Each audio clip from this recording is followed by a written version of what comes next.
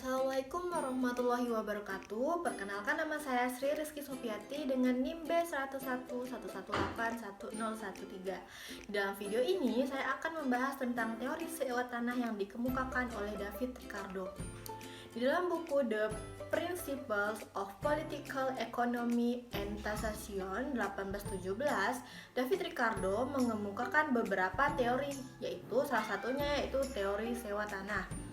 Teori sewa tanah atau land rate, di mana dijelaskan bahwa jenis tanah berbeda-beda, ada yang subur, kurang subur, hingga tanah yang tidak subur sama sekali. Dalam teori ini, ia menjelaskan bahwa tinggi rendahnya nilai sewa tanah berdasarkan tingkat kesuburan tanah tersebut dan letak tanah yang digunakan untuk memproduksi. Tanah yang subur akan memiliki nilai sewa yang tinggi dibandingkan tanah yang kurang subur. Menurut David Ricardo, sewa terjadi karena tanah yang subur diolah terlebih dahulu, baru kemudian tanah yang kurang subur. Hasil pertanian dari tanah yang subur dan kurang subur akan dijual dengan harga yang sama jika produk tersebut sama. Namun, biaya produksi untuk tanah yang kurang subur lebih mahal dibandingkan tanah yang subur, di mana tanah yang subur akan menghasilkan produk pertanian lebih banyak dengan biaya yang lebih kecil.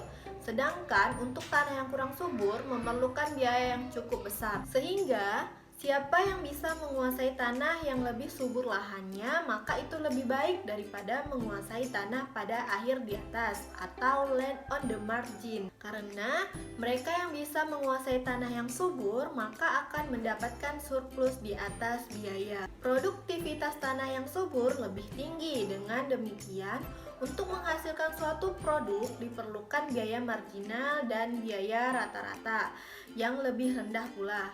Semakin rendah tingkat kesuburan tanah, maka akan semakin besar biaya rata-rata dan biaya marginalnya untuk mengelola tanah tersebut. Semakin tinggi biaya, maka keuntungan per hektar tanahnya akan semakin kecil. Maka dari itu, biaya sewa tanah untuk tanah yang kurang subur lebih murah dibandingkan tanah yang lebih subur. Sebagai contoh, seseorang pemilik tanah memiliki tanah yang subur, di mana ia menyewakan tanah tersebut kepada si petani dengan harga yang lebih tinggi.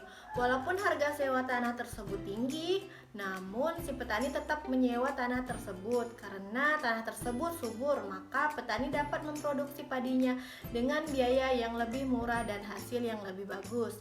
Maka dari itu, semakin subur tanah, maka biaya sewa tanahnya akan semakin tinggi. Sekian penjelasan dari saya. Wassalamualaikum warahmatullahi wabarakatuh.